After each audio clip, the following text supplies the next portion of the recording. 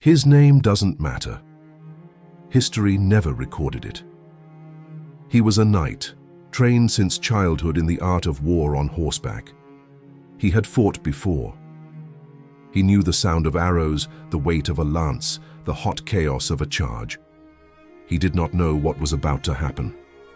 Then it began. He had never heard anything like it. No one in Western Europe had. What he heard was the sound of the future.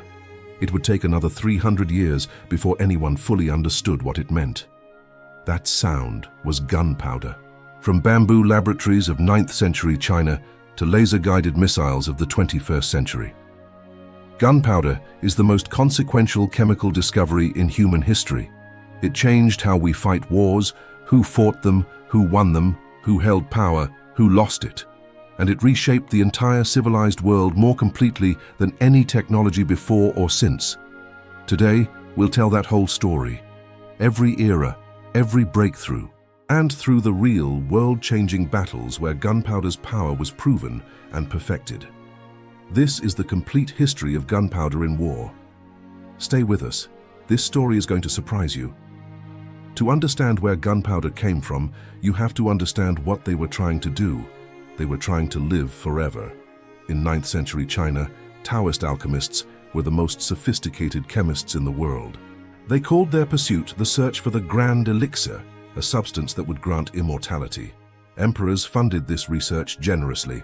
The emperors themselves sometimes consumed these experimental potions.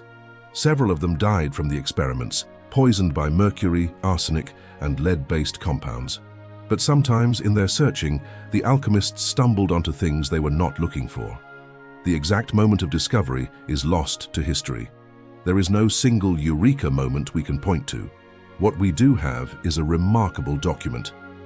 Around 850 AD, a Chinese alchemical text contained the first warning. It reads, "Some have heated together sulfur, realgar, and saltpeter with honey. Smoke and flames result. So that their hands and faces have been burned, and even the whole house where they were working burned down." This is how one of the most consequential discoveries in human history was made. Not with a plan, not with a goal of conquest. With an accident, with singed eyebrows and a burned-down house. The Chinese called the resulting mixture huo yao, fire medicine. A medicine that could cure illness, yes, but also, crucially, a medicine that burned with impossible speed and violence. Now, who was the key figure? Who pushed this discovery toward the battlefield? The credit belongs not to one man, but to the military engineers of the Chinese imperial armies.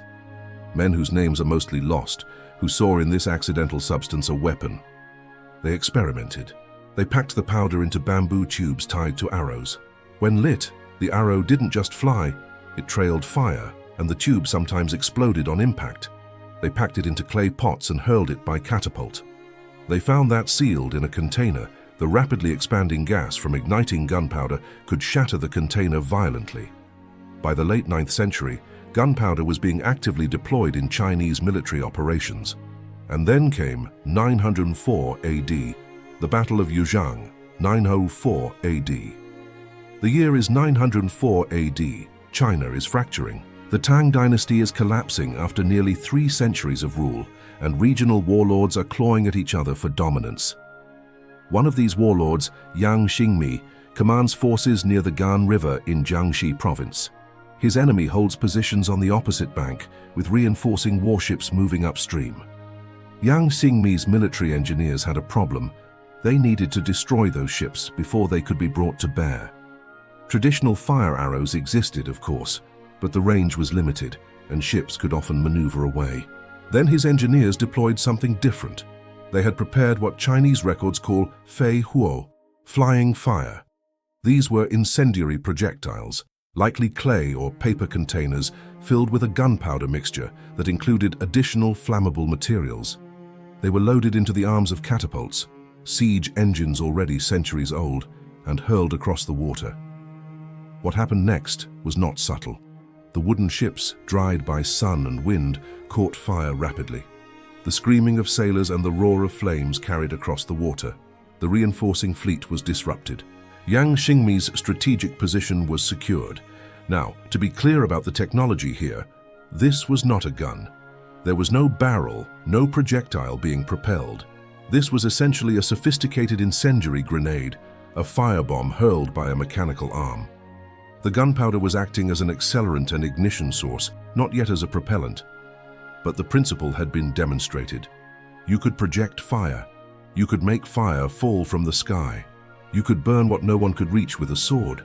Within a century, the early Song dynasty would be spending enormous imperial resources on gunpowder production.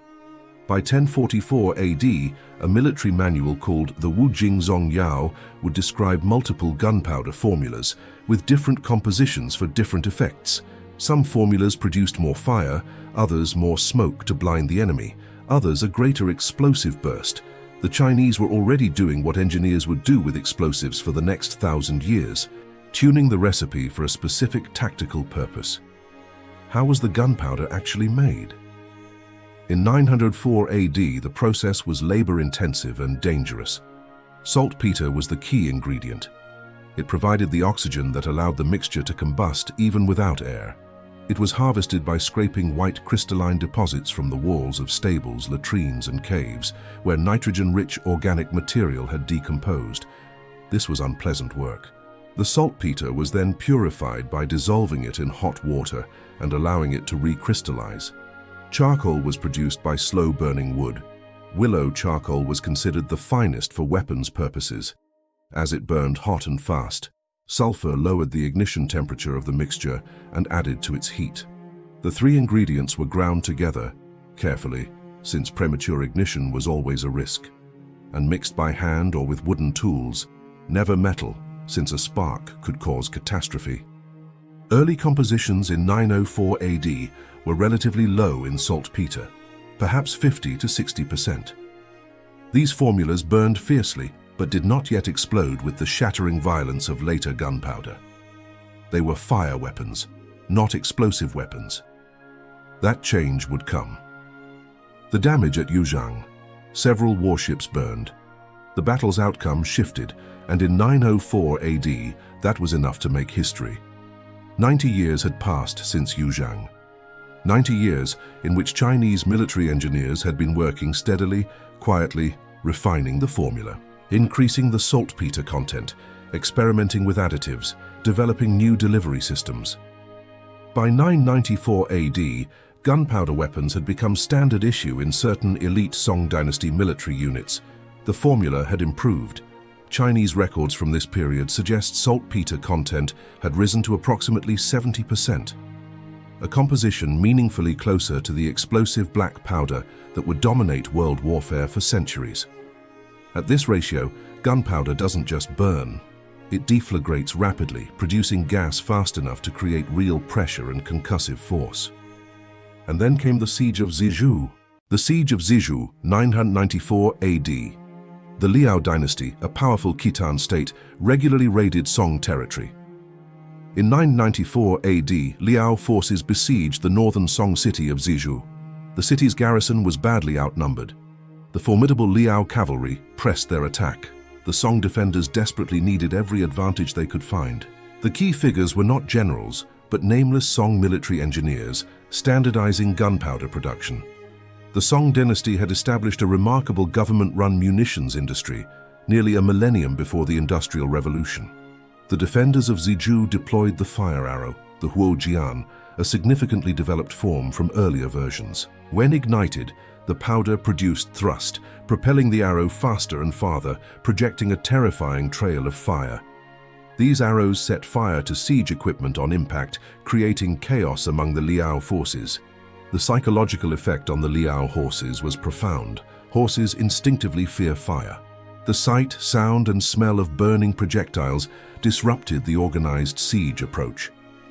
But there was something else at Zizhou. Early versions of the huoqiang, the fire lance. This significant stepping stone in firearm evolution consisted of a bamboo tube packed with gunpowder and shrapnel. When lit and thrust, it expelled a jet of fire, burning everything within several feet of the muzzle. The packed materials, like metal shards, were expelled as the world's first shrapnel with a deafening noise. The fire lance was not yet a gun, but it represented a conceptual breakthrough. using gunpowder in a tube to project force. Every firearm since, from pistols to artillery, is a descendant of this idea. The Liao assault was disrupted, the city held, a small victory built on the chemistry of sulfur, charcoal, and saltpeter. How quickly had gunpowder advanced between Yuzhang in 904 and Zizhou in 994? 90 years. 3 generations of engineers had doubled saltpeter content and expanded weapon variety. Production shifted from craftsmen to organized state workshops, forming a new military doctrine, but they could not keep the secret forever. The Battle of Kaixi, 1161 AD, 257 years after Zizhou. The Song dynasty faced existential crises. The Jurchen Jin dynasty conquered northern China, driving the Song south. Under this pressure, gunpowder technology advanced with extraordinary speed. The most significant development was the true explosive bomb, the Zhen Tianlei, or thunder crash bomb. It was a cast iron shell filled with a high nitrate gunpowder mixture designed to shatter on detonation. This was, without ambiguity, an explosive fragmentation device, a grenade in modern terms. In 1161 AD, nothing like it existed anywhere else in the world. The key figure in this era was Yu Yunwen, a civil official with remarkable contributions to naval warfare. When Jin forces launched a massive invasion in 1161, threatening to cross the Yangtze River, Yu Yunwen found himself in command. He commanded a desperately undermanned Song naval force near Kaixi. On paper, it was not a contest. Yu Yunwen deployed his forces with precision. His ships were armed with fire arrows, naphtha bombs, and the new thunder crash bombs. He also deployed paddle wheel warships, unique to Chinese naval warfare, offering maneuverability independent of wind. As the Jin fleet attempted to cross, Song archers and catapults hurled thunder crash bombs into the densely packed vessels. Imagine a Jin soldier never encountering these weapons. A hiss, a brief flight, then an explosion unlike anything he'd heard. A concussive boom rattling his chest, followed by the shriek of iron fragments cutting through wood and flesh. His companions, 1 second standing, the next bleeding, burning, screaming. Burning fragments fell onto wooden decks, into tar-caulked seams, onto dry rope and sail material. Ships began to burn, and in a crowded fleet the fire spread rapidly. The Jin fleet was shattered. Thousands drowned or burned. The crossing failed. The Jin invasion was stopped. Yu Yunwen, the civil official, had saved the southern Song dynasty with gunpowder. The damage at Kaixi was extraordinary by medieval standards. Tens of thousands of Jin soldiers were killed or incapacitated. The psychological impact rippled across the Jin court, realizing the Yangtze was now a technological barrier. How quickly had gunpowder advanced between 994 and 1161? 167 years. The fire lance evolved into the proto-gun, the incendiary bomb into the explosive fragmentation bomb. Compositions became standardized, more powerful and reliable. The Song state produced gunpowder weapons in industrial quantities, but that was about to change. On the steppes to the north, a leader had united the Mongol tribes. He was beginning the greatest campaign of conquest the world had ever seen, and the Mongols were very good at learning from the conquered. The Siege of Zhongdu, 1215 AD. Genghis Khan, Temujin, is rightly regarded as one of history's most consequential military minds. His genius was not just tactical, it was organizational and adaptive. When the Mongols encountered a technology or skill they did not have, they captured practitioners and put them to work. When the Mongols encountered Chinese gunpowder weapons against the Jin dynasty, they did not dismiss them. They captured the engineers who made them. The Mongol campaign against Zhongdu, modern-day Beijing, reached its climax in 1215 AD. It was one of the great cities of the medieval world, home to over 1 million people, protected by multiple rings of walls. Genghis Khan was not present for the final assault. He left General Mukhali in command, pursuing other campaigns. The besieging force had an advantage. They had incorporated Jin military engineers for years. These engineers brought knowledge of gunpowder formulas, catapult designs, and siege techniques. The Mongols then deployed these against their former masters. The defenders of Zhongdu Jin soldiers also possessed gunpowder weapons. Thunder crash bombs hurled from Zhongdu's walls were among the most sophisticated in existence at the time. Chinese records describe Zhongdu's garrison deploying flying fire, explosive bombs, and fire arrows. The Mongols suffered significant casualties at Zhongdu. The city's walls were thick, and gunpowder was still more effective defensively. Bombs hurled from heights onto crowded attackers were devastatingly effective. But the Mongols were patient. They didn't need to storm the walls immediately. They could simply wait. They surrounded the city, they cut off the supply lines, and they watched as the city slowly starved. When Zhongdu finally fell in 1215 AD, the aftermath was catastrophic. Contemporary accounts describe the plain outside the city white with human bones. The population was slaughtered, enslaved, or scattered. The physical city was burned. But the crucial thing, the thing that changed world history, was what the Mongols took with them. The Mongols inherited the most sophisticated gunpowder weapons program in the world. They captured engineers, alchemists, military technicians, the entire knowledge infrastructure of Chinese gunpowder warfare. And then Genghis Khan and his sons turned that knowledge westward. The key figures in this transfer were Genghis Khan himself and then his grandsons, particularly Hulagu Khan. Hulagu Khan would take Mongol armies into the heart of the Islamic world and Batu Khan into the heart of Europe. They all carried Chinese engineers with them. By 1241, Mongol forces were deploying fire weapons in Poland and Hungary. Europeans who faced them described weapons that created smoke and noise and fire in ways they had never seen. The word had come from east to west. How quickly had gunpowder technology advanced between 1161 and 1215? 54 years.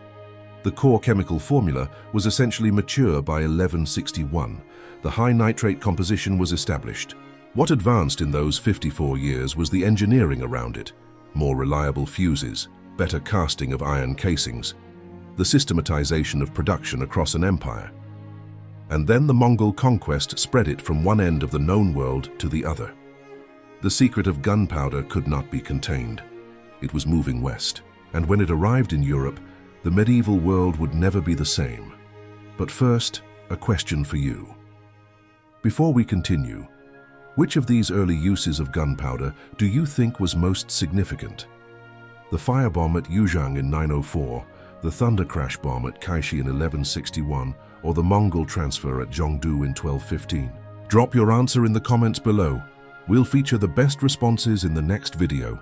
Now let's follow the gunpowder west, because what happens next is one of the most dramatic moments in human history. For 1,000 years, the stone castle was the foundation of military power in the Western world. Armies could besiege a castle for months, even years, and fail to break it. The greatest fortifications of the medieval age had withstood everything that could be thrown at them. The walls of Constantinople had stood for 1,000 years. They had turned back Persians, Arabs, and Crusaders. They were considered by many to be unbreakable. In 1453, a man named Orban had an idea. What Orban built would end the Byzantine Empire, kill the last Roman emperor, and announce to the entire world that stone walls were no longer enough. The age of the castle was over. The age of the cannon had arrived. Stay with us. The Battle of Crécy, 1346 AD, a pivotal moment in military history. By the early 14th century, gunpowder knowledge reached Europe through Mongol invasions and Arab traders. Ingredients like saltpeter, charcoal, and sulfur were not secret, leading to independent rediscovery. Roger Bacon, the English friar, wrote about a substance in 1267 AD that made a noise like thunder. He encoded the recipe in an anagram, hoping to prevent its misuse. That effort failed. Europeans called the early cannon the pot de fer, or iron pot. It fired an oversized bolt, propelled by a burning gunpowder charge packed behind it. These guns were small, unreliable, prone to exploding, and slow to load. But they produced an extraordinary noise and a flash of fire. By the 1320s and 1330s, these weapons appeared in Italian city-states and England. European kings, hearing of their effects, sought to acquire them. King Edward III of England was one such king. In August 1346, at Crécy in northern France, he deployed them. This was possibly the first significant use of gunpowder weapons in Western European land warfare. The English army, 12,000 to 15,000 strong, marched through France. They burned towns, lived off the land, drawing King Philip VI into pursuit. Edward chose his ground carefully, a slope, forcing the French to attack uphill. The late afternoon sun would also be in their eyes. The French army was enormous, 30,000 to 50,000 men. It included Europe's finest heavy cavalry, Genoese crossbowmen, and French nobility. Philip believed he would overwhelm the English by sheer mass. Edward's secret weapons were his longbowmen, the world's most effective missile infantry, and those strange iron pot devices positioned at the flanks of his formation. They were small, crude, unreliable, perhaps 5 or 6 in number. Contemporary English accounts mentioned them briefly, almost as an afterthought. The battle opened catastrophically for the French. The Genoese crossbowmen advanced first, but they had left their large shields, their pavises, at the baggage train. Without them, they were exposed. Their crossbow strings, wet from rain, were slow and weak. English longbows, kept dry under hats, fired 12 aimed shots per minute. The Genoese were torn apart. Many threw down their crossbows and ran. Philip VI, enraged, reportedly shouted for his horsemen to kill those scoundrels. His cavalry rode forward, trampling many fleeing crossbowmen, then charged the English line.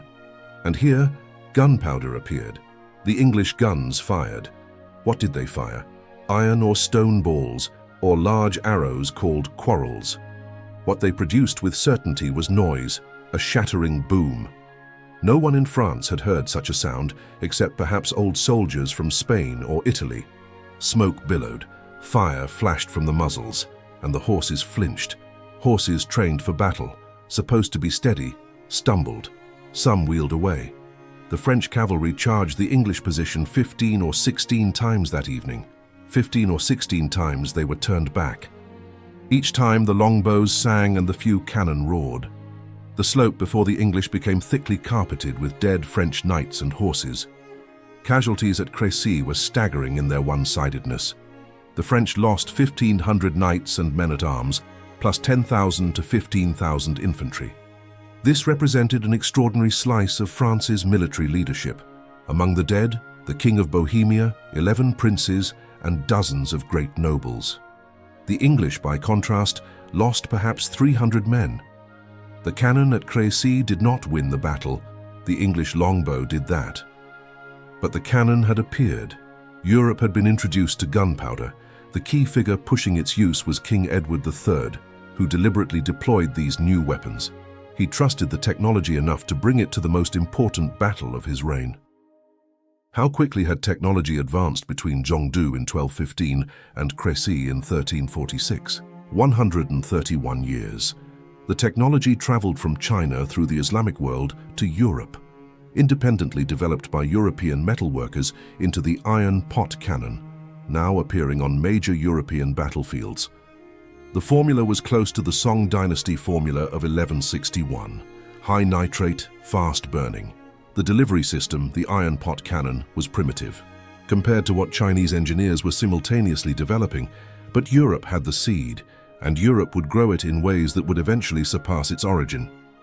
The Siege of Constantinople in 1453 AD. For 1100 years, this city was the most fortified place on earth. Built by Emperor Theodosius II, its triple walls were a masterpiece of military engineering. These walls, nearly 12 meters high and 5 meters thick, ran for 7 kilometers, repelling countless invaders. They had never fallen to a direct assault, until Sultan Mehmed II arrived. Mehmed, a sophisticated military commander, understood the solution lay not in tactics, but in engineering. He found his solution in a Hungarian metalworker named Orban. Orban first offered his services to Emperor Constantine V, who, impoverished, could not afford him. Orban then went to Mehmed II, who asked a single question: could he build a cannon large enough to break Constantinople's walls? Orban said yes. What he designed was the Great Bombard.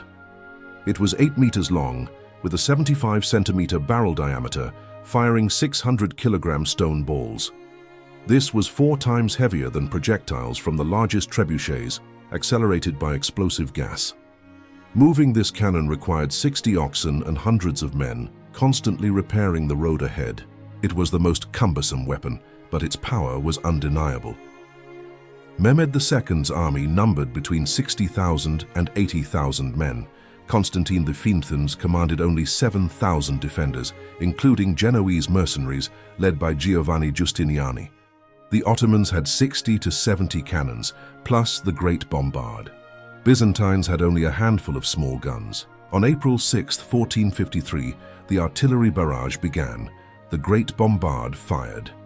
The sound was unprecedented, a physical force. The stone ball struck the wall and it cracked. But the defenders' genius almost saved them. Each night, Giustiniani's men repaired the damage. They worked through the night, risking death to patch the gaps. Day after day, for 53 days, bombardment by day, repair by night. The walls cracked, were patched, and cracked again. The defenders held, but were exhausted.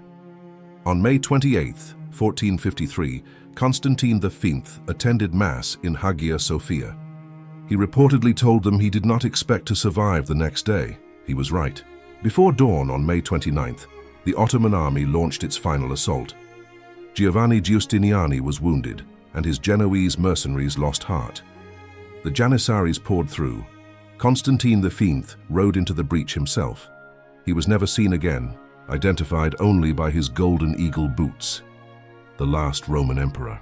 The fall of Constantinople sent shockwaves through the Christian world. It was the end of the Byzantine Empire after 1,000 years. It was also a clear demonstration. The cannon had made the medieval castle obsolete. Walls that protected civilizations for centuries could now be reduced to rubble in weeks. The damage was immense. Thousands killed, the city looted, irreplaceable heritage destroyed. This geopolitical earthquake drove European powers to seek new sea routes to Asia, leading directly to the age of exploration and the discovery of the Americas. Gunpowder didn't just change warfare, it changed the map of the world. In 107 years, from Crécy to Constantinople, gunpowder technology advanced rapidly. Metalworkers mastered casting, formulas were standardized, and powder grinding improved.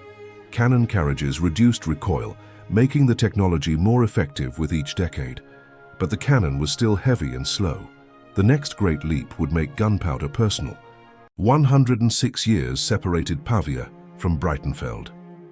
In those years, the 30 Years' War had descended on Central Europe with a ferocity that had not been seen since the Black Death. Armies of tens of thousands moved across Germany, Bohemia, and the Netherlands, living off the land, burning towns, killing not just soldiers, but entire civilian populations. Some regions of Germany lost a third of their population. Some areas lost half. The war was fueled by religion, Protestant versus Catholic, but it was fought with gunpowder. By 1631, gunpowder technology had advanced significantly beyond Pavia. The flintlock was beginning to replace the matchlock in some elite units. A mechanism that used a flint, striking a steel plate to create a spark, eliminating the burning slow match and allowing for faster loading and firing. Artillery had been organized into standardized calibers with lighter field guns that could keep pace with marching infantry. But the man who truly changed warfare in this era was not an inventor. He was a tactician. He was Gustavus Adolphus of Sweden. Gustavus Adolphus II, King of Sweden, was perhaps the most innovative military commander since Julius Caesar. He entered the 30 Years' War in 1630 as the champion of the Protestant cause, and with him came a military system that was unlike anything in Europe. The key to Gustavus's system was coordination. He understood that muskets, pikes, and cannon were each powerful individually, but exponentially more powerful when they worked together in a disciplined, mutually supporting unit. His reforms included lighter, more mobile artillery, guns that his teams could move at the pace of infantry, unlike the heavy siege pieces that took hours to relocate. He standardized his field guns to fire 3-pound, 12-pound, and 24-pound iron balls. Disciplined volley fire, his musketeers were trained to fire in rotating ranks, so that while the front rank fired and reloaded, the second rank advanced and fired, and so on. Maintaining a continuous stream of fire rather than the long gaps between volleys that plagued most other armies. Combined arms integration, his cavalry was trained not to flee after a charge, but to use their pistols at close range and then return to reform and charge again, working in coordination with his infantry. The imperial army that faced Gustavus at Breitenfeld represented the older style of gunpowder warfare, tercios. The Spanish-originated formation of large blocks of pikemen protected by musketeers on the flanks, moving slowly but with enormous mass and power. The tercio had dominated European battlefields for a century. It was slow, inflexible, and devastating if it could close with an enemy. The battle opened with the imperial cavalry routing the Saxon allies on the Swedish left flank. For a moment, it looked catastrophic. The imperial horsemen poured into the gap, and Gustavus's left was exposed. But Gustavus had prepared for exactly this. His infantry brigade, the fundamental unit of his tactical system, was flexible enough to change facing, to extend a flank, to cover a gap. He rotated his formations while fighting. While the imperial cavalry was busy pursuing and looting the Saxon baggage train, having lost all tactical discipline after their successful charge, Gustavus's infantry faced left and stabilized the line. Then his artillery went to work. This is where the advancement in gunpowder technology became decisive. Gustavus's field artillery, light, mobile, standardized, could deliver sustained fire against the dense imperial tercios that the older, heavier Swedish guns never could have. Iron balls tore through the packed formations. Where a tercio might have 1,500 men in a block 50 meters across and 30 meters deep, a single well-aimed cannonball could kill or wound 6 to 10 men per shot. And at Breitenfeld, the Swedish guns fired many shots. The imperial musketeers attempted to return fire, but the Swedish volley system maintained pressure that the slower imperial firing could not match. Gradually, inexorably, the imperial army began to disintegrate. Tilly, the imperial commander, a veteran of 40 years of continuous warfare, one of the most experienced soldiers in Europe, was wounded and driven from the field. The imperial losses at Breitenfeld were catastrophic, approximately 7,000 killed on the field, 9,000 captured, and another 5,000 wounded or scattered. The Swedish Saxon forces lost perhaps 4,000, significant but far less devastating. More than 100 cannon were captured. Breitenfeld was not just a tactical victory, it was proof of concept. Gustavus Adolphus had demonstrated a form of warfare, mobile, combined arms, artillery integrated, disciplined, that would define European military practice for the next 2 centuries. His system was the template from which Napoleon, Wellington, and eventually the generals of the First World War drew their ideas. The key figure here was Gustavus Adolphus himself, but also his chief gunsmith and artillery commander, Lennart Torstensson, who had developed the lightweight regimental guns that made mobile field artillery possible. Without Torstensson's engineering work, Gustavus's tactical vision could not have been realized. How quickly had gunpowder technology advanced between Pavia in 1525 and Breitenfeld in 1631? 106 years. In those years, the flintlock was developed and spreading, replacing the dangerous burning cord of the matchlock. Corned powder had become universal, significantly increasing muzzle velocity. Artillery had been organized into standardized calibers with professional gun crews. The manufacturing of cannon barrels had improved to where lighter, stronger tubes could be cast. And Gustavus's tactical reforms had shown how to integrate all these improvements into a coherent fighting system. The cannon and musket had come of age, but they were still black powder weapons, still dependent on the same basic formula of sulfur, charcoal, and saltpeter that a Tang dynasty alchemist had accidentally discovered 800 years earlier. The next revolution would not improve the delivery system. It would change the chemistry itself. The Battle of Waterloo in 1815 marked a pivotal moment in gunpowder warfare, refined over nearly 2 centuries. By 1815, black powder technology reached its peak, yet was on the verge of being entirely superseded. The Napoleonic Wars from 1803 to 1815 epitomized black powder tactics. Napoleon Bonaparte, a trained gunner, built his strategy around concentrated cannon fire. He famously called artillery the final argument of kings, underscoring its decisive role in battle. Standard field cannons, 6 or 12-pounders, weighed up to 900 kilograms.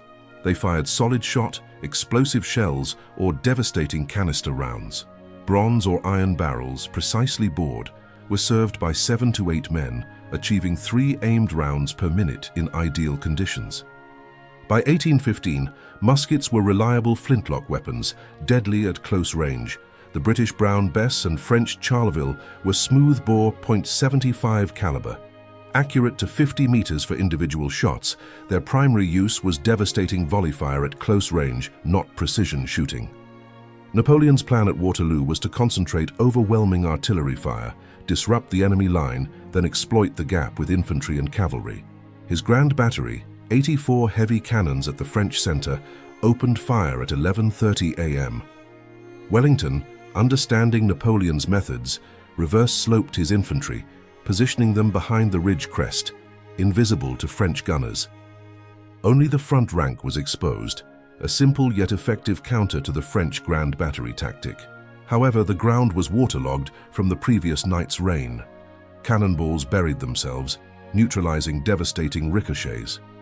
Napoleon's Grand Battery was firing into mud, significantly reducing its impact. The battle became a grinding test of endurance. French attacks met British and Allied troops, who fired volleys at close range. Smoke from black powder muskets and cannons thickened, reducing visibility to mere dozens of meters.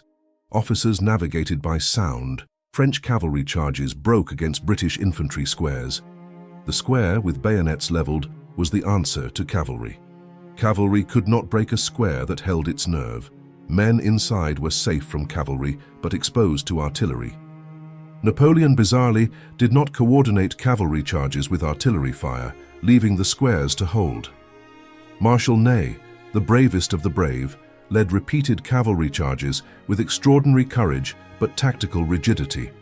His thousands of horsemen thundered through smoke-surrounded squares but could not break them, charging perhaps a dozen times.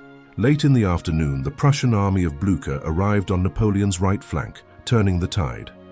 Napoleon committed his ultimate reserve, the Imperial Guard, Europe's finest infantry, who had never retreated.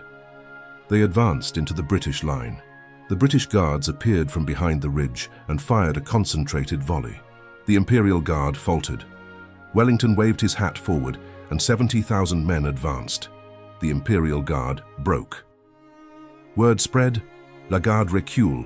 The Guard retreats. It was impossible. If the Guard was retreating, the battle was lost. The entire French army disintegrated. Waterloo's casualties were immense: 25,000 French killed or wounded, 8,000 captured. Allied and Prussian losses were 22,000. In a single day, roughly 47,000 men were killed or seriously injured. This was black powder warfare at its apex and its most terrible. Between Breitenfeld in 1631 and Waterloo in 1815, 184 years saw flintlock become universal and artillery standardized. The percussion cap was developing, soon to replace flintlock. And on the horizon, something new would make black powder warfare seem quaint. The Industrial Revolution was coming to the battlefield, promising radical changes. 48 years separated Waterloo from Gettysburg. A chemical revolution transformed combat in ways generals hadn't understood. The percussion cap, perfected in the 1820s, replaced the flintlock. It used a mercury fulminate compound, detonating when struck. This resulted in faster ignition, reliable performance in wet weather, and cleaner mechanical action. But more important than the percussion cap was the development of the Minié ball. Captain Claude-Étienne Minié developed his bullet in 1849, solving the conflict between rifling and loading speed. Rifling, spiral grooves in gun barrels, known since the 15th century, stabilized flight and extended accurate range to 300 meters. However, a rifled ball had to fit tightly, making it slow to ram home in battle. The Minié ball was undersized, easy to drop down the barrel. Its hollow base flared outward from expanding gas, engaging the rifling. This allowed a rifle to be loaded as fast as a musket, but with precision accuracy. Every infantryman gained specialist range and accuracy. The American Civil War was the first major conflict in which both sides were equipped with Minié ball rifle muskets as their standard infantry weapon. Both Union and Confederate armies carried Springfield or Enfield rifle muskets, accurate at 300 meters, lethal at over 500 meters. But the tactics used were essentially those of the Napoleonic era, where the maximum effective range was 50 meters. The only way to win was to get close and use the bayonet. Generals had been trained on Napoleon's campaigns. Now the rifle could kill at 300 meters. But the generals kept ordering charges from 300 meters away. The result was Gettysburg. The Battle of Gettysburg was the largest ever fought on American soil, with 93,000 Union troops against 72,000 Confederate troops. Union troops were under General George Meade. Confederate troops were under General Robert E. Lee. The fighting over 3 days covered terrain ranging from rocky hills to wheat fields to open farmland. The first 2 days involved extraordinarily bloody fighting at Devil's Den, Little Round Top, and the Peach Orchard.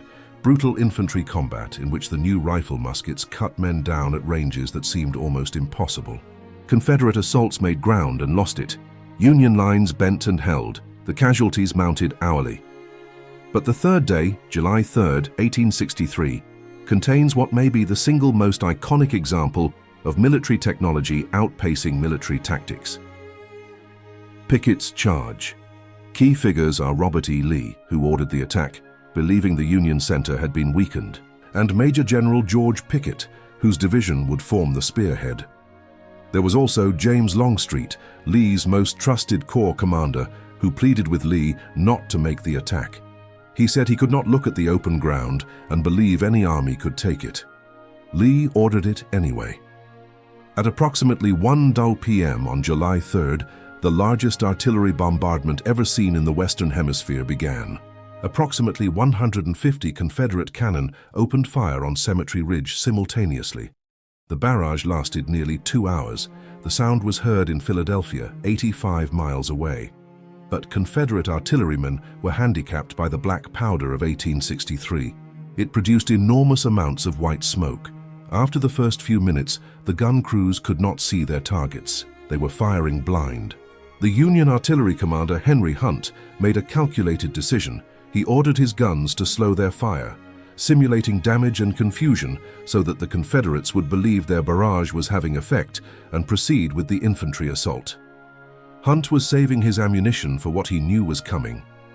At approximately 3 p.m., 12,500 Confederate soldiers, 9 brigades, a front a mile wide, stepped out of the tree line and began to walk toward Cemetery Ridge. At 800 meters, Union artillery opened fire. Solid shot and shell, the iron balls bouncing through the Confederate ranks like bowling balls through lines of men. Files of soldiers disappeared. The men closed up and kept walking. At 400 meters, Union artillery switched to canister. Tin canisters full of iron balls that shredded apart on firing, turning each cannon into a weapon that fired dozens of projectiles simultaneously at close range. Each canister round could cut down 10 to 15 men in an instant. Confederate attackers described the air turning black with projectiles. At 200 meters, the Union infantry opened fire. Springfield rifle muskets aimed fire, 3 rounds per minute. At 200 meters, a rifle musket ball would penetrate 2 inches of hard pine. It would pass through a man as though he were not there, and kill or severely wound the man behind him. And the Confederates kept walking and then running. And then fewer and fewer of them reached the stone wall at the Union line. The ones who did found the Union reserves waiting. The color bearer of the 1st Virginia reached the Union wall and planted his flag on it, in what became known as the high water mark of the Confederacy. He was almost immediately shot down.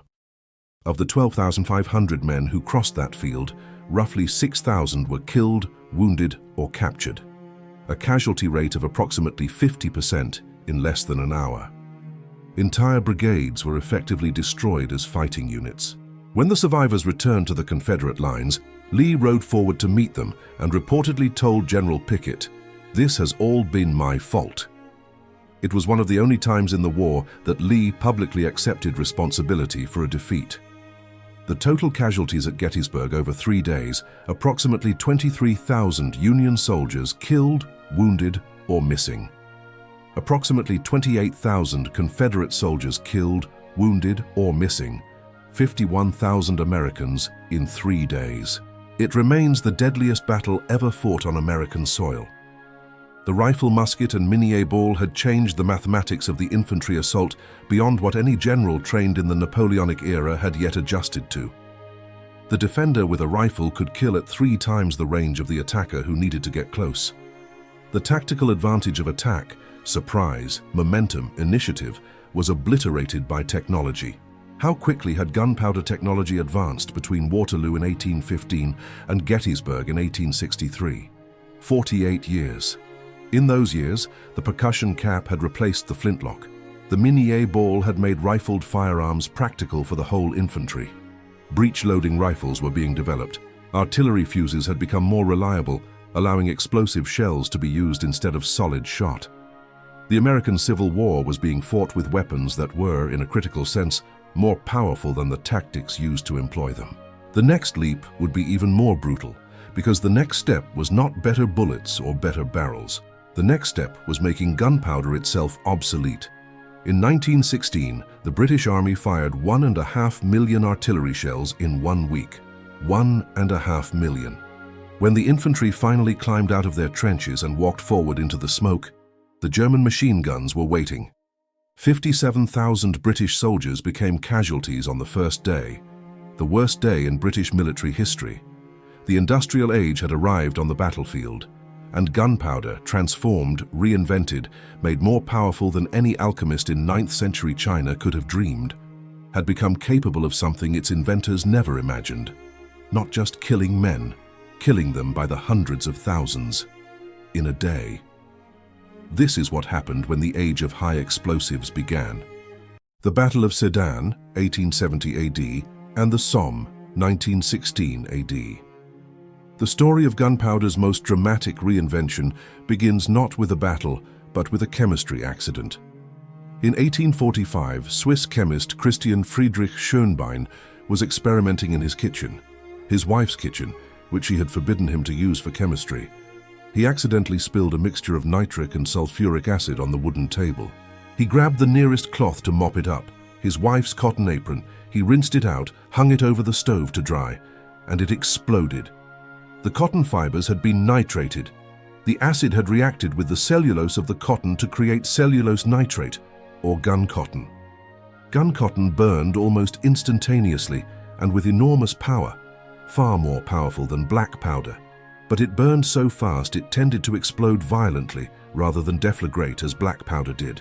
Early gun cotton weapons and manufacturing facilities had a distressing tendency to explode catastrophically. The problem of controlling nitrocellulose took decades to solve. Alfred Nobel, whose name you know because of the prizes he endowed with the fortune his inventions made him, developed dynamite in 1867 by combining nitroglycerin with diatomaceous earth to create a stable, shock-proof explosive. Nobel then created a detonator system to initiate it reliably. Dynamite itself was too violent for use as a propellant. It exploded rather than burned and would destroy the gun barrel.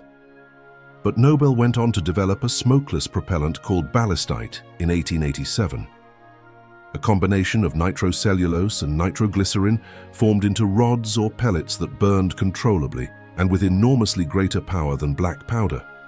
British chemists Frederick Abel and James Dewar developed cordite in 1889, similar in concept, combining nitrocellulose and nitroglycerin with added stabilizer. These smokeless powders changed everything. Smokeless powder was 3 to 4 times more powerful by weight than black powder. It produced almost no smoke, eliminating the great white clouds that had obscured Napoleonic battlefields and made gunners blind. It burned more cleanly, with less residue, meaning guns required less frequent cleaning. And critically, It produced much higher muzzle velocities, bullets that left the muzzle faster and therefore traveled farther and hit harder. The bolt-action magazine rifle, the Mauser, the Lee Enfield, the Springfield, firing a smokeless powder cartridge, was accurate to 500 meters in trained hands, capable of killing at 1,000 meters with aimed fire, and could be loaded and fired at 15 aimed rounds per minute by a trained soldier. This was a categorical change, not an incremental improvement, a different class of weapon. But we must back up slightly because before smokeless powder, another development was changing artillery, Krupp steel. Friedrich Krupp of Essen, Germany, had spent decades developing techniques for casting and working steel into cannon barrels.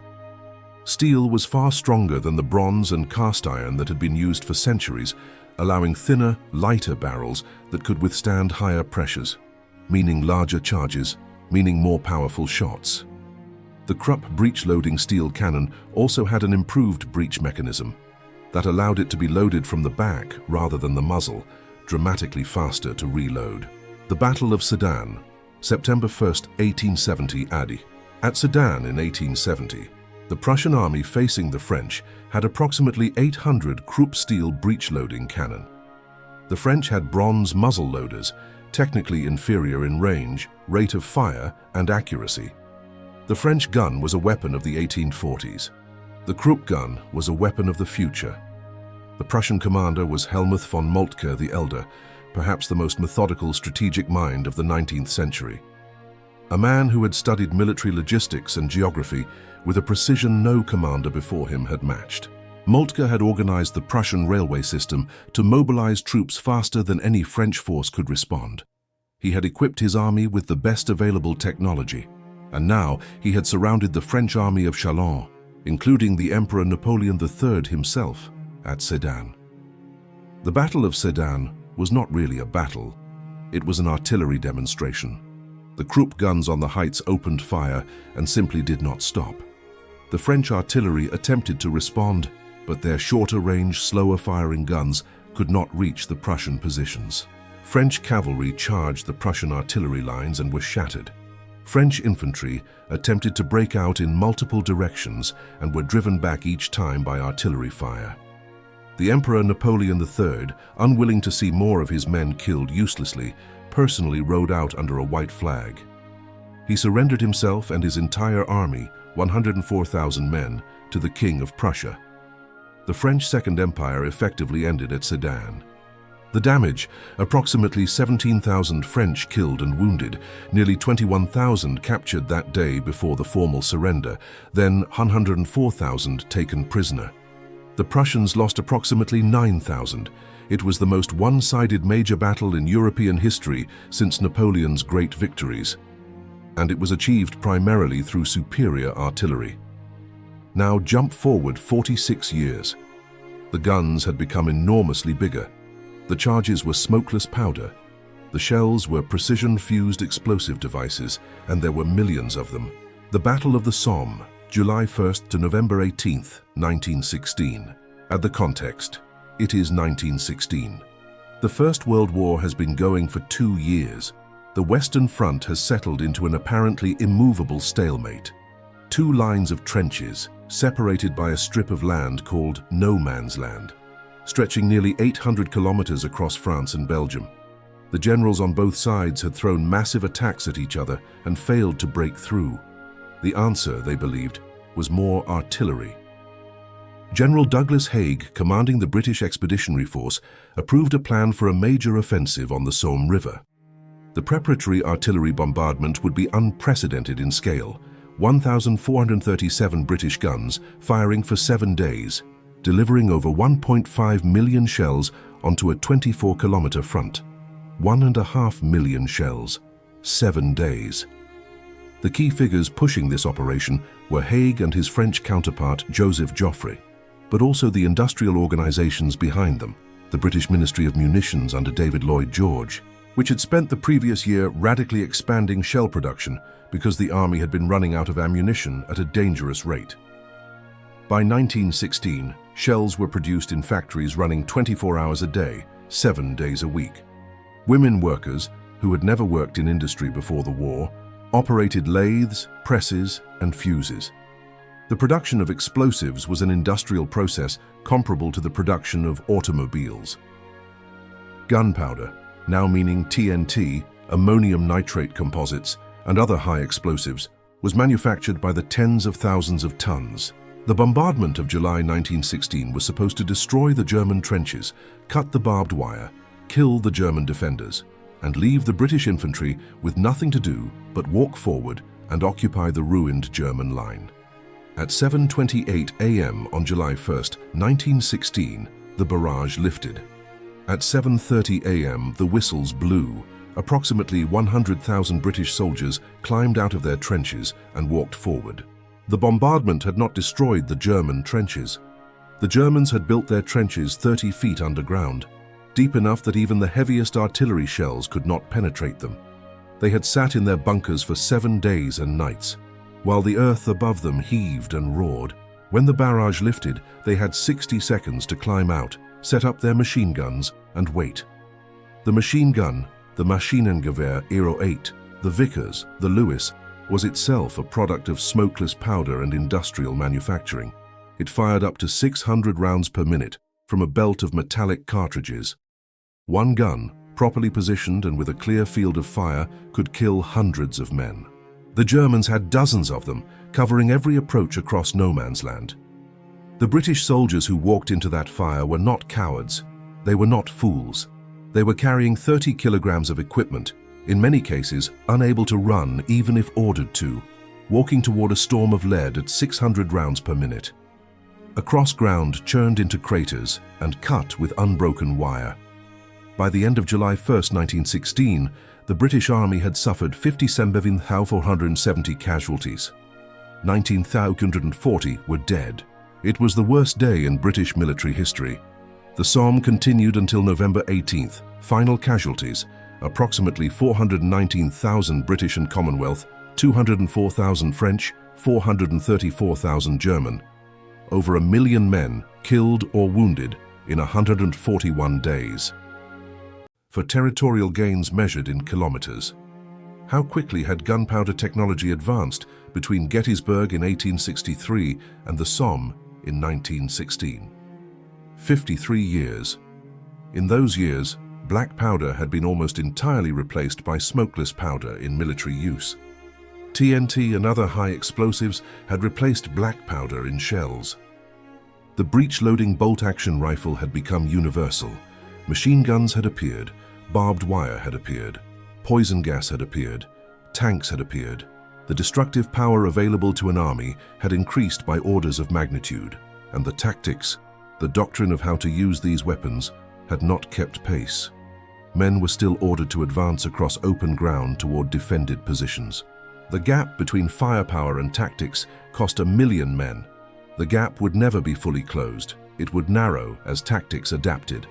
But the lesson of the Somme, that the offensive was nearly impossible against a defended machine gun position, would drive military planners to find new approaches: tanks, air power, combined arms. The lessons of the Somme shaped every military doctrine from 1918 to the present day.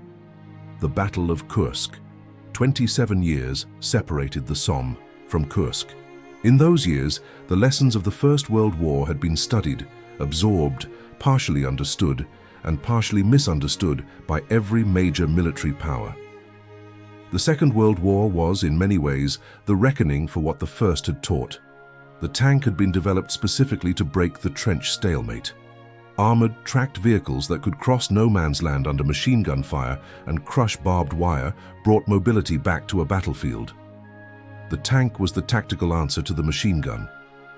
But by 1943, the tank itself was being countered by heavier armor, better anti-tank guns, and by a new development in gunpowder chemistry, the shaped charge. The shaped charge, also called a Monroe charge, was a principle discovered in the 19th century but weaponized in the 1930s. A cone-shaped depression in an explosive charge, when detonated, focused the explosive energy into a narrow, high-velocity jet of hot gas and metal particles. This jet could penetrate steel armor far thicker than any conventional solid shot of the same size.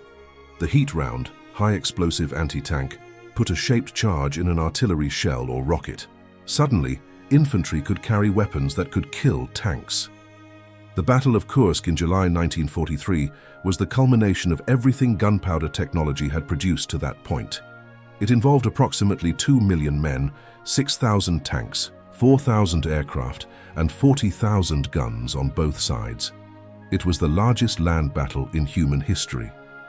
The strategic situation: following their catastrophic defeat at Stalingrad, the Germans had stabilized the Eastern Front, and now held a large salient, a bulge in the lines, around the city of Kursk in western Russia. The German plan, Operation Citadel, was to pinch off this salient with simultaneous attacks from the north and south. The Soviets, through intelligence, including intelligence from the British spy network that had broken the German Enigma codes, knew exactly what was coming. Soviet Marshal Georgy Zhukov made the decision not to attack preemptively, but to dig in and let the Germans exhaust themselves.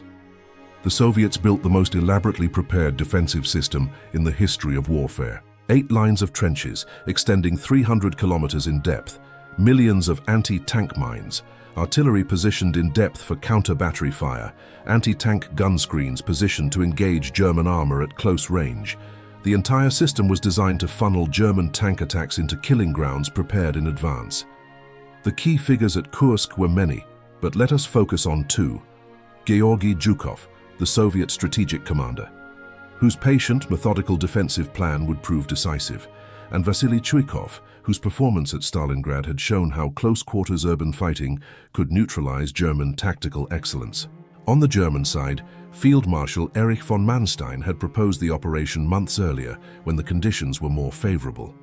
By July, the Soviets had been given time to prepare, and Manstein privately doubted the offensive would succeed. He was right.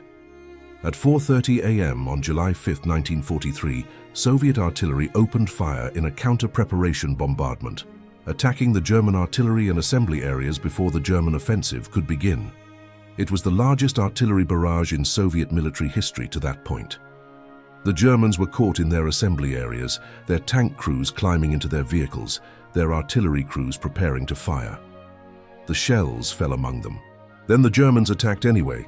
The German armored spearheads, including the formidable Tiger, the Ram and Panther tanks, each with devastating 80-18 ms or 75mm guns, drove forward into the Soviet defensive zones. But the mines were everywhere. Tanks that hit mines stopped. Tanks that stopped were targeted by Soviet anti-tank guns.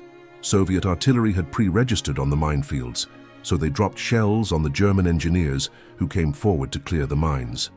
The Katyusha rocket launcher, the Stalin organ, officially the BM-13 multiple launch rocket system, made its presence felt. A Katyusha battery of 16 launchers could fire all 128 of its rockets in under 10 seconds, saturating an area of several hundred square meters with explosions. The psychological effect was extraordinary. The screaming sound of the rockets, the simultaneous detonation of over 100 explosions. The climax of Kursk came on July 12, 1943, at the village of Prokhorovka, in what became known as the largest tank battle in history. Approximately 600 Soviet tanks attacking met approximately 400 German tanks in a meeting engagement on open ground. The Soviet T-34s at close range could engage the Tiger Rinas. At distance, the Tiger's superior gun and armor were decisive. But in the close-range melee at Prokhorovka, the T-34's speed and numbers partially compensated. The damage at Kursk overall, approximately 860,000 Soviet casualties and roughly 200,000 German casualties in the 18-day battle. Approximately 3,000 tanks destroyed on both sides. Over 1,000 aircraft lost. The scale of destruction was almost beyond comprehension. But the Germans failed to achieve their objective. The salient held. And when Soviet forces counterattacked, they drove the Germans back in a retreat that would not end until Berlin in 1945. At Kursk, gunpowder weapons had become so numerous, so powerful, so interlocked in defensive systems that the offensive, even the tank offensive that had been specifically designed to restore mobility to the battlefield, found itself facing the same basic problem as Pickett's charge. How do you advance against a prepared defense when the defense can kill at any range? How quickly had gunpowder technology advanced between the Somme in 1916 and Kursk in 1943? 27 years. In those years, tanks had appeared and been developed from slow, unreliable novelties to fast, powerful weapons systems. Rockets, solid fuel propellant in a tube, the fire lance grown up, had been developed into multiple launch systems. Aircraft had become major weapons platforms dropping explosive bombs. The shape charge had given infantry the ability to kill tanks, and radio had allowed coordination across vast distances, making combined arms tactics possible in ways Gustavus Adolphus could only have dreamed of. The technology was accelerating faster than ever, and the next 20 years would produce something that made everything else look primitive. Before we reach our final chapter, another question for you. One we'd genuinely love to hear your thoughts on. Looking at the history we've covered today, from the fire lance at Zizhou in 994 AD to the Katyusha rockets at Kursk in 1943, which single development in gunpowder technology do you think had the greatest impact on how human civilization developed? Not just on warfare, but on politics, society, and who holds power in the world today. Was it the cannon that ended the castle and the feudal age? The musket that made any peasant equal to a knight? The rifle that made the frontal assault suicidal, or something else entirely? Tell us in the comments. We read everyone. 48 years after Kursk, the Gulf War demonstrated that gunpowder's story was not over. It had simply transformed beyond recognition. By 1991, the propellants in artillery shells, the warheads of guided missiles, the explosives in precision bombs. All of these were synthetic chemical formulations of extraordinary power, bearing almost no chemical resemblance to the mixture of saltpeter, charcoal, and sulfur. And yet the principle was identical. Controlled rapid combustion, expanding gas, kinetic force. What had changed was guidance, control, precision. The Gulf War Air Campaign. January 17th to February 23rd, 1991 AD. The Gulf War Coalition, assembled to reverse Iraq's invasion of Kuwait, had at its disposal a genuinely new kind of weapon, precision-guided munitions, or PGMs. The key figures in the development of precision guidance were not generals but engineers and scientists working across decades. Harold Rosen, who developed the geostationary communications satellite, Ivan Getting and Bradford Parkinson, who developed the global positioning system, and the teams at Texas Instruments and other defense contractors who miniaturized laser guidance systems for bombs. The laser-guided bomb developed in the Vietnam era was now far more capable and reliable. The GBU-10 Paveway II, GBU-24 Paveway III could hit a target window from 6 kilometers away. The specific window. The Tomahawk cruise missile carried a 450-kilogram warhead of PBXN-107 high explosive. Guided by inertial navigation, terrain contour matching radar, and GPS, it could fly 1,600 kilometers, navigate around mountains, thread between buildings, and hit a specific vehicle at the end of its journey. On the night of January 17, 1991, the air campaign against Iraq began. F-117 stealth aircraft flew over Baghdad and dropped GBU-27 laser-guided bombs on specific buildings. Command bunkers, telecommunications centers, bridges, power stations. Each bomb weighed 900 kilograms. Each one landed within a meter of its intended aim point. Iraq's air defense network, one of the densest in the world, equipped with Soviet-supplied radar systems and surface-to-air missiles, was systematically destroyed in the first hours. Anti-radiation missiles homed on the radar emissions of Iraqi air defense systems and destroyed them. Without radar, the surface-to-air missiles were blind. Without surface-to-air missiles, coalition aircraft could fly at medium altitude and deliver weapons with precision. The damage inflicted in the first 24 hours of the Gulf War air campaign was staggering. The Iraqi Air Force, rather than fight, flew its aircraft to Iran. The command and control infrastructure of the Iraqi military was cut in hours. Military communications collapsed. The battle damage assessment teams reviewing gun camera footage used language that was new to warfare. Building destroyed, vehicle destroyed, radar installation destroyed. Individual specific targets, not areas, not zones. Specific targets, hit with explosive warheads guided to within meters. When the ground campaign began 38 days later, Iraqi forces found themselves outmatched at every level. Coalition M1A1 Abrams tanks, with their 120mm smoothbore guns firing depleted uranium penetrator rounds at hypervelocity, could destroy Iraqi T-72 tanks at 3,000 meters. Beyond the range at which the T-72 could even see the M1A1 in the desert haze. The Battle of 73 Easting on February 26, 1991, saw the U.S. 2nd Armored Cavalry Regiment destroy 160 Iraqi armored vehicles in 23 minutes.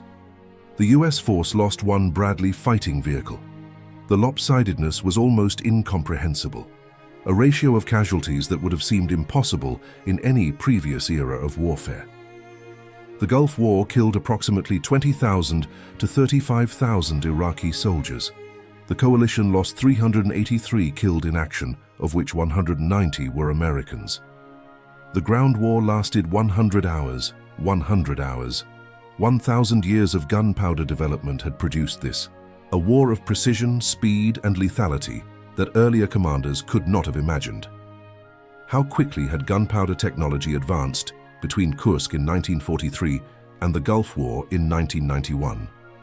48 years. In those years, nuclear weapons had been developed, used, and had defined a form of deterrence that prevented major power conflict. Jet aircraft had replaced propeller aircraft. Ballistic missiles carrying nuclear warheads had been developed by both sides of the Cold War. Satellites had been launched and were providing real-time intelligence and navigation. The silicon chip had made computers small enough to install in weapons. GPS had made navigation accurate to meters anywhere on Earth. Composite explosives had replaced TNT in most military warheads, and the individual soldier in 1991 still carried a rifle that fired propellant gas, still drove a tank powered by an internal combustion engine. That was essentially a sophisticated form of controlled explosion, still worked in a world where everything from his boots to his rations was manufactured using processes that involved controlled chemical reactions. Gunpowder's descendants were everywhere. Think about what you've seen today. A Taoist alchemist, trying to live forever, accidentally mixed 3 common substances in the wrong proportions and scorched his eyebrows. From that moment, from that accidental burn, there is an unbroken chain of cause and effect that runs through 1,100 years of human history. To the GPS-guided artillery shells being fired in Ukraine today, every castle that fell, every knight who died, every feudal structure that was dismantled because a peasant with a gun could kill a nobleman in armor, every empire that rose because it mastered the new technology, and every empire that fell because it did not. Every city that was besieged and every city that held. Every army that charged and was shattered by cannon. Every ship that burned on the Yangtze. Every thunder crash bomb that exploded over the walls of a Song dynasty city. Every one of these events, every political transformation, every shift in who held power and who did not, every redrawing of the map, traces back to that accidental discovery. The Chinese tried to keep it secret. They couldn't. The Mongols carried it west. The Europeans developed it independently. Roger Bacon tried to hide the recipe in a code. Nobody cracked the code before they figured it out anyway. You cannot contain a discovery. You cannot unring a bell. Once the formula existed, the history of gunpowder became the history of the human race. Every major political event from the fall of Constantinople to the American Revolution, from the Napoleonic Wars to the First World War, from the rise of European colonialism to the end of the Cold War, all of it was shaped, directly or indirectly, by the chemistry of black powder and its descendants. Today, gunpowder in its original black powder form is essentially a historical curiosity, used in fireworks, in pyrotechnic displays, in some specialty applications. The weapons of modern warfare run on synthetic propellants, RDX and HMX and PETN, and dozens of other compounds that a Tang dynasty alchemist would not recognize as related to his Huo Yao. And yet they are. They are the furthest branches of the same tree. The principle is identical: controlled rapid combustion, expanding gas, kinetic force. From a bamboo tube to a cruise missile, from a fire arrow to an artillery shell with GPS guidance, the fundamental transaction is the same: chemical energy converted to mechanical motion. The fuse that was lit in a Taoist laboratory in 850 AD has never gone out. It is still burning. We began this story with a French knight at Crécy in 1346, a man who heard something that frightened his horse and shook his confidence, and that he could not name, a sound from the future. He didn't know what it was. He didn't know that what he was hearing was 1100 years of human ingenuity, compressed into a moment of fire and noise. He didn't know that he was standing at the hinge of history, where the old world was giving way to the new. We do. And now, so do you. Thank you. Genuinely and sincerely. Thank you for watching this video from beginning to end.